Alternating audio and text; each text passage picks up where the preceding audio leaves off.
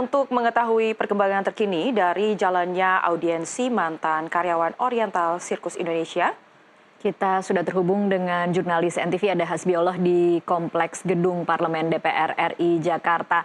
Hasbi, apakah audiensi yang digelar masih berlangsung hingga saat ini?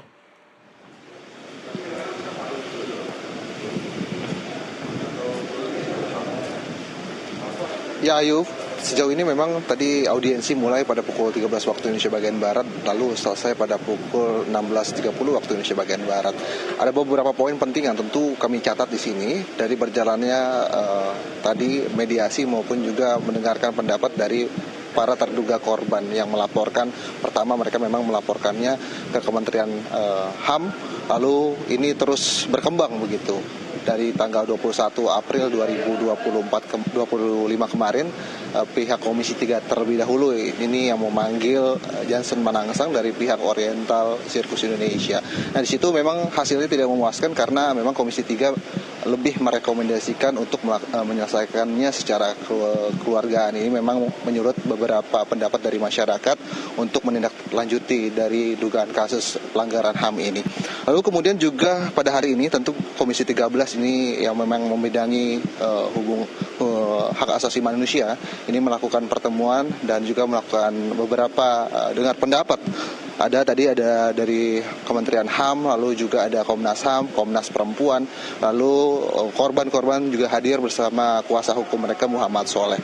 Dari beberapa hal tadi memang ada hal yang baik yang tentu akan menjadi kelanjutan dari dugaan pelanggaran HAM ini, yang mana tadi Komnas HAM ini merekomendasikan terlebih dahulu untuk mereka yang belum memiliki pengetahuan atau identitas mereka secara asli akan dibantu terlebih dahulu oleh Komnas HAM. Lalu kemudian Komnas HAM masih mengumpulkan informasi atas laporan mereka pada tahun 1997 saat Komnas HAM baru berdiri. Nanti dokumen-dokumennya akan mereka kumpulkan dan beberapa dokumen dan bukti yang dimiliki oleh korban akan disamakan atas laporan mereka di tahun ini dan juga di tahun 1997. Lalu kemudian dari Komnas Perempuan, Maria Ulfa Ansor ini juga merekomendasikan agar membentuk tim khusus yang nantinya secara independen untuk mencari fakta atau mengumpulkan fakta-fakta baru.